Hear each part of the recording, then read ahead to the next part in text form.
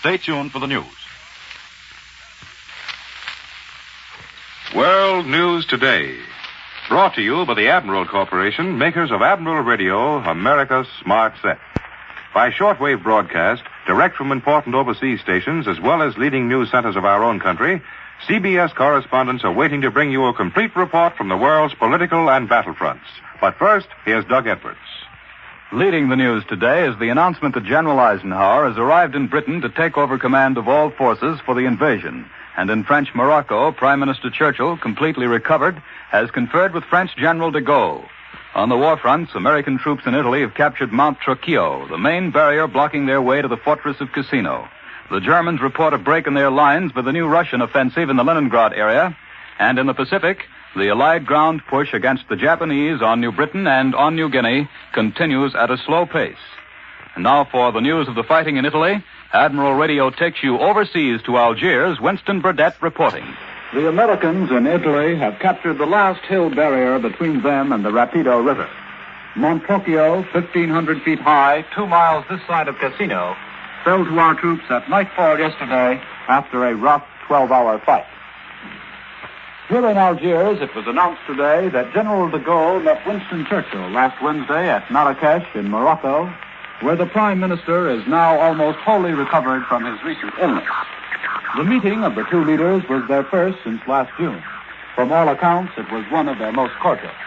After lunch, they sat for 2 hours by the swimming pool in Mr. Churchill's garden, chatted, smoked the Prime Minister's cigars, reminisced, related incidents from the dramatic days of June 1940.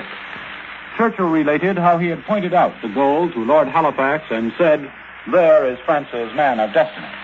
Conversation at Marrakesh was often personal, sometimes sentimental. The two statesmen also discussed difficult, unsentimental subjects. On the key issues involving France today, their meeting produced no definite agreements, no final understanding. It did produce, according to the French here, fairly good assurances by the Prime Minister regarding shipment of arms to French guerrilla fighters. Not quite so firm assurances regarding the possibility of some form of Allied military administration in France during the Allied invasion, a possibility which alarms and dismays Frenchmen here. It's understood that on all subjects the Prime Minister spoke in a friendly way and said something should be done without definitely committing himself. Mixed with their disappointment that nothing positive was decided, Frenchmen here show satisfaction that Mr. Churchill so obviously feels the necessity of reaching a sounder, closer understanding with the French and the French Liberation Committee. That is the chief impression left here by the Marrakesh meeting. It is encouraging to Frenchmen, even though they realistically point out that in all matters affecting France's future, the final decision rests at least as much with Washington as it does with London. I return you now to New York. More news in just a moment, but first here is Warren Sweeney with a word from Admiral Radio. Radio sending sets, perhaps Admiral built, have been parachuted by Allied planes to Europe's underground. Luigi, the Italian farmer, is a member of that underground, and one day, not long ago, this is what happened. Luigi stopped toiling in his vineyard and stood motionless to watch a formation of Nazi bombers overhead. He counted them and carefully noted the type of each plane. He wasted no time cursing this enemy who had confiscated his crops, but hurried to the shed where he kept his wine barrels. There, from a barrel with a false bottom, he took a small, compact radio sending set. In code, he reported to the Allies through radio, underground, the time, direction, and number of planes in the formation. Then he relaxed, secure in the knowledge that these hated Nazi planes would never reach their objective. Through radio, underground, Allied interceptors took to the air in time to inflict another defeat upon the enemy. Radio, indispensable to victory, continues to do its important job. Not only in the air, on land, on and under the seven seas, but underground. In pre-war days, Admiral Corporation was the world's largest manufacturer of radio phonograph combinations with automatic record changers. The Admiral skill and Admiral precision engineering that made this possible have been dedicated to the production so necessary for final victory. Admiral equipment is fighting on every front, war-proved, battle-tested.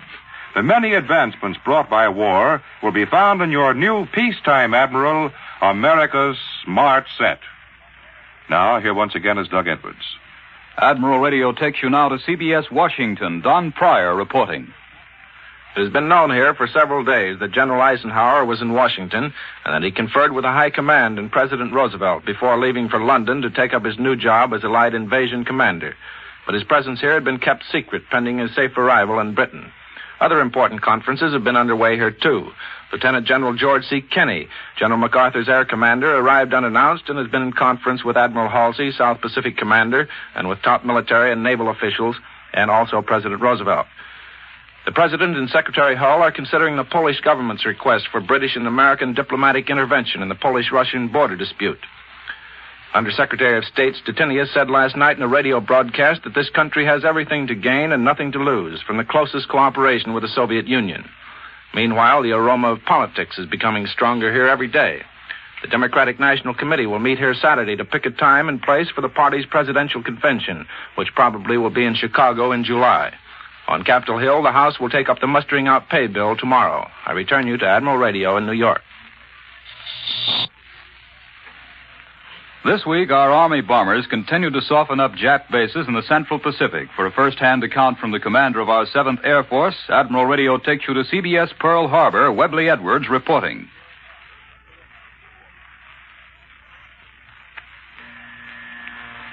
In all the world, there's no campaign quite like the present operations of the 7th Army Air Force in the Central Pacific, ceaselessly pounding vital Jap island bases. I'd like to introduce the commanding general of the 7th AAF, Major General Willis H. Hale, just returned to Hickam Field from the bombing front. General, we're most interested in learning of the men who make these tremendous flights. These men are flying trackless ocean wastes with no landmarks to guide them, navigating to tiny pinpoint targets, bombing their objectives, and returning to their own pinpoint bases. On 50 missions from November 12th through January 7th, they averaged more than 2,400 miles per mission in their pre-invasion bombing of the Gilberts and their present strikes against the Marshalls.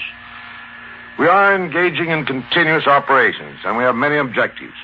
To reach and destroy them, we must span great distances, often encountering bad weather fronts through tricky cloud formations before we ever get to the Japanese interceptor fighters or anti-aircraft.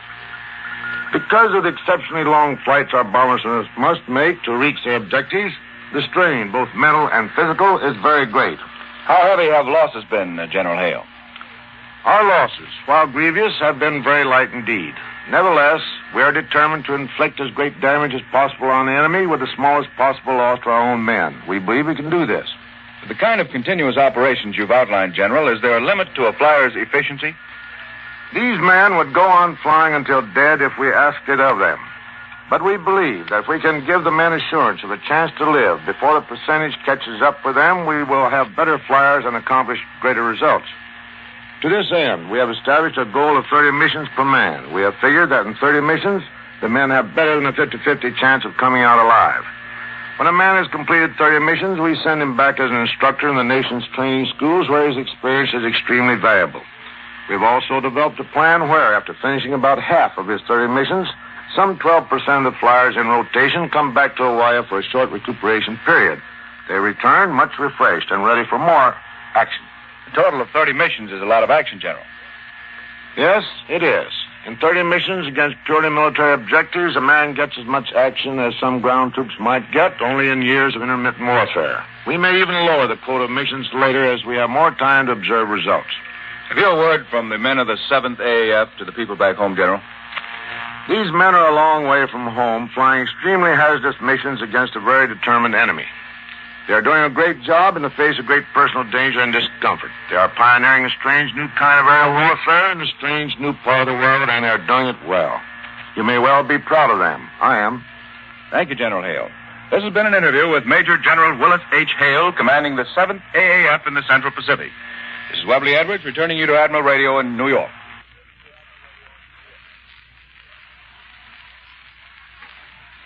In London, at Columbia's microphone, is Colonel Ovita Culp Hobby of the WACS. For an interview with her, Admiral Radio takes you now to London. Larry LeSueur reporting. General Ike Eisenhower, Commander-in-Chief of the Invasion Forces, is here in England. Shortly before arriving here, General Eisenhower had talks with President Roosevelt and also with Prime Minister Churchill, who has now fully recovered his health in Marrakesh, Morocco. One of the sights of London these days is the groups of American girl soldiers, our WACs, sightseeing in Piccadilly, looking at the bombed Houses of Parliament, and inspecting the landmarks of Old England. In fact, almost everywhere you look, you see their snappy uniforms, although there's only more than a little thousand about WACs over here. But they do get around. Colonel Ovita Kolpabi of Houston, Texas, director of the WAC and highest-ranking woman officer in the U.S. Army, has just paid her women a flying visit. In 1 week, Colonel Hobby has managed to inspect every WAC in Britain, and she's very pleased with what she saw. Colonel Hobby, you visited every one of the bases in England where American WACs are stationed, and I imagine you haven't seen any of these women for many months since they left American shores. What has impressed you most about our WACs over here? Well, physically, our women are very fit. They look as trim under war conditions as they did when they were in training. The thing that impressed me most was what you might call their spirited adaptation to war. Their efforts to adapt themselves to new conditions are very successful. I think the reason is because they know how much they are needed. That's especially important to a woman. Every commanding officer at the stations in which they are serving has expressed his gratitude to them for their help. I knew our women would serve well here. But now that they've found that their services are so gratefully received, it's given them an added incentive. Well, Colonel Hobby, did you find any homesickness among our women? Surprisingly little. That's good. Of course, they're very eager to get any bit of news they can from home. But I must say that very few of them want to go home right away. In fact, we are finding great difficulty in securing enough officer candidates for the ETO quota. They don't seem to be interested. They say we are doing the job we volunteered for over here. We don't see much point in being sent home to be trained as officers. Same thing was true among the women in Africa. They are near the war, and they want to remain near it. Well, maybe they're like all women. They're afraid they'll miss something if they go home. Colonel Hobby, do you think our WACs will accompany the Army into Europe? Well, of course, all of our WACs must be looking forward to going to the continent, but we can't make any promises. That's up to General Eisenhower. Our lines would have to be very secure before WACs were allowed to go over. And of course, they'd never be very near the front. Well, I guess all our WACs must be eager to see Europe anyway. Colonel Hobby, have the WACs over here found time for romance? Well, I suppose they must have. I've heard of a half-dozen marriages over here myself. Some to Britishers and some to Americans. That's so. Well, Colonel Hobby, do you think our women will want to stay in the Army after the war? I don't think they're thinking very much about what they're going to do after the war. They're working hard at getting the war over. I do think our WACs look forward to home life. They'll have a keener appreciation of it because their life is so different now. They fixed up their barracks, built in little cupboards, painted the blinds, and I've never seen so many flowers in an army building before. Of course, our women will never lose touch with home. I remember going into a WAC kitchen and asking the cooks if they had all the equipment they needed. They told me they had plenty of equipment, but they were a little short of egg beaters, so they'd written their mothers to send them some. Well, that's certainly unusual for the Army. But, Colonel Hobby, what is the main thought you'll take back home to America after your review of our women over here? My reassurance that our WACs are so well taken care of over here, and how proud our American men are to have American women working alongside with them. It pleases me very much to see American women over here sharing the war responsibility with American men. Well, thank you very much, Colonel Hobby. We return you now to CBS, New York. Late dispatches from Argentina received in Chile say 5,000 persons are either dead or injured as the result of an earthquake yesterday in the Argentine city of San Juan. Previous official estimates placed the dead at 200. The German High Command has admitted today that Soviet forces have punched a hole in the Nazi defenses in the Leningrad sector for the second successive day, while the Russians make no mention of fighting the battles. At last report from Moscow, Russian troops for the fourth successive day had thrown back German attacks east of Vinnytsia in the southwestern Ukraine. Now, Admiral Radio takes you to CBS Madrid. Glenn Stadler reporting. Adolf Hitler's constant use of William Shakespeare's words, to be or not to be, are more significant than ever today. Although Berlin claims that the Russian offensive doesn't inspire serious fears to the High Command, a local military commentator warns that the Wehrmacht has absolutely no other choice than to attack. or retreat. The third possibility of standing still is out of the question because of Soviet power. The Germans, he says, cannot hold the present long zigzag line. The Germans say, he quotes, that their retreat is due to the shortening of the front, so it can be defended with less men. That intention seems logical, he agrees, but at the moment the front is growing longer. Berlin reports also contend that the new Russian offensive toward Estonia has not been a surprise, and that the capture of Sarny has no military importance. All the Soviet gains are merely advances of exploration, they argue. Thus, there shouldn't be so much political fuss about Poland because that country still is firmly in German hands. Sarny, of course, is 40 miles inside the 1939 border. Nazi apologists also continue to claim that the 900-mile Red Army advance in the past year has failed to force the Wehrmacht into a battle of annihilation. That contention is granted even by Allied military observers. They admit that the Nazi General Staff has done a good job of retreating since Stalingrad. Despite heavy losses in killed and wounded, the German forces have been kept fairly well intact, conserving their still great strength for the final all-out defense of the Reich itself against attacks from all directions. Here in Madrid, the Palenque Minister of Labor, Giron, announced in a speech that state socialized medicine, financed jointly by the government, industry, and the workers, would be put into effect immediately. The program would ensure medical treatment for every employed person, from shoeshine boys to lawyers. This is John Sadler in Madrid, returning you to Admiral Radio in New York. The Navy is anxiously waiting for more and more ships to pour from our production lines. For an interview with the chief of the Navy's Bureau of Ships, Admiral Radio takes you back to Washington. Don Pryor reporting. The war is moving fast. Further invasions are coming soon. And right now, the number one priority is no longer airplanes. It's the Navy's vast fleet of landing craft, which will storm the beaches of Hitler's fortress Europe and Hirohito's empire in the Pacific. More than 20,000 of them already built and 45,000 more on the way. Here's the man in charge of this unbelievably complex program. He is Rear Admiral E.L. Cochran, USN, Chief of the Navy's Bureau of Ships. And here's America, Admiral Cochran. Tell us about the job you're doing and why every American is involved in it. I'm glad you put it that way, because that's just the point I want to make. As you say, right now, this is the most urgent program of the whole war effort, and it's not a one-man job by any means. It isn't even just a Navy job. It's an American job in every sense. Well, could you give us some of the background, Admiral Cochran, to make it clear just why landing craft right now are so terribly urgent? That's just because it's so new, I suppose. It's because with the fall of France, there wasn't a single beachhead left in Europe. At that time, we had practically no landing craft or landing ships.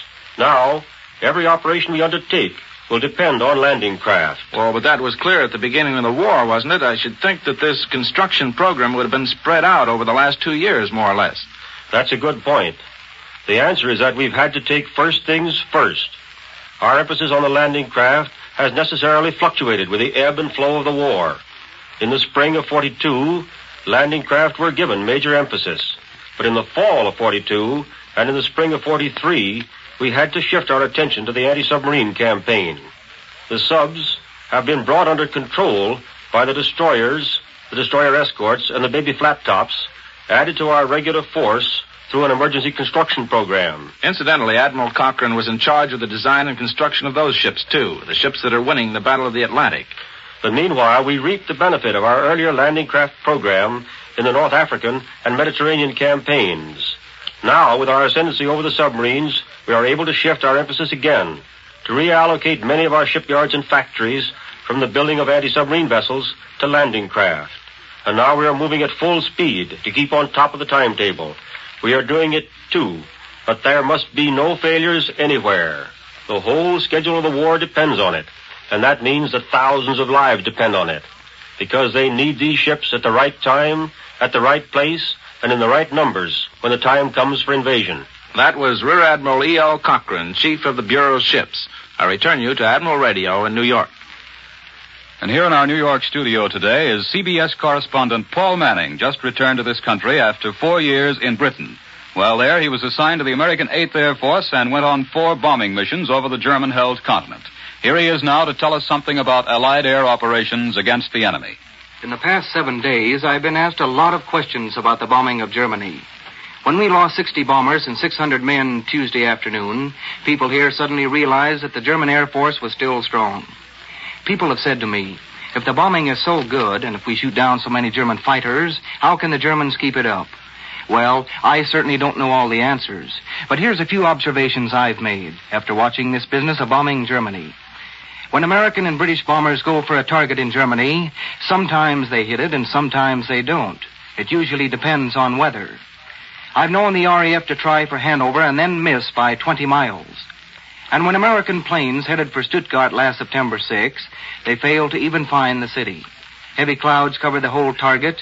We lost 45 bombers, that's 924 men, on that day in running battles which accounted for 84 German fighters. Yet some 80% of those German pilots were able to bail out and return to battle the following day. There are times when visibility is so good our bombers can't miss. The docks at Gdynia, the German fighter plane factory at Mariensburg, the U-boat sheds at Vegasack, they were all smashed on such days. Well, what about night bombing, Paul? Do they still need a bomber's moon to do maximum damage to Berlin? It certainly helps. That new technique of bombing through clouds, either by day or night, is still not perfect. The most destructive raids on the German capital have been on nights when airmen could easily see the ground from 20,000 feet. Well, how much more do you think Berlin can take before it cracks? No one can say. So far, the German capital has had over 15,000 tons, and she's still holding up. But Air Chief Marshal Harris states that his attacks will continue until Berlin has been saturated with 70,000 tons. This tonnage won't come all at once. German cities, like Brunswick, and the French coast opposite Dover, where rocket guns are said to be installed, now have equal priority with Berlin. Well, what's your opinion of these rocket guns, Paul? Do you think London is going to be smashed by rocket bombs? Well, Doug, frankly, I don't know. The experts in London are divided. Even the War Cabinet isn't certain. I do know that the rockets which the Germans are now using against American bombers are terrible instruments of destruction. Today, the German Air Force is fighting with bitterness and great skill. They know it's the Luftwaffe who keep defeat from the German home front. Thank you, Paul Manning. And now, once again, here is Warren Sweeney with a word from Admiral Radio. No doubt many of you find that your radio doesn't always work properly. And you've said, after the war, I'm going to get this set completely overhauled. That's a commendable thought on your part, for many Admiral dealers are fully occupied making essential repairs. But it's possible that your trouble may be of a minor nature, something that, with the aid of Admiral's Home Checkup Chart, you can remedy yourself.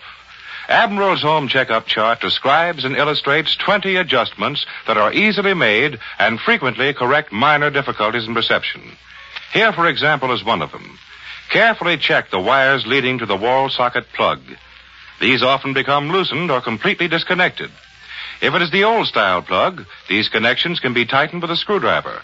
If the plug is the molded-in rubber type, it can be inexpensively replaced. Of course, if there is a structural failure or a major trouble with your set, always consult your Admiral dealer, the man in your community best equipped to give you satisfaction. But it may save his valuable time if you will get an Admiral Home Checkup Chart from him, or get one by writing a card or letter to Admiral Radio in care of this station. The fourth War Loan Drive begins on Tuesday of this week. It is imperative that we Americans purchase in the next 4 weeks $14 billion worth of war bonds. And this goal can be reached only if every American does his share. Only if we all back the attack. You all know the necessity of buying war bonds. You know that they are the finest investment in the world, both for you and for the America we all love. So let's bring victory closer and our boys sooner. Let's off the attack with war bonds.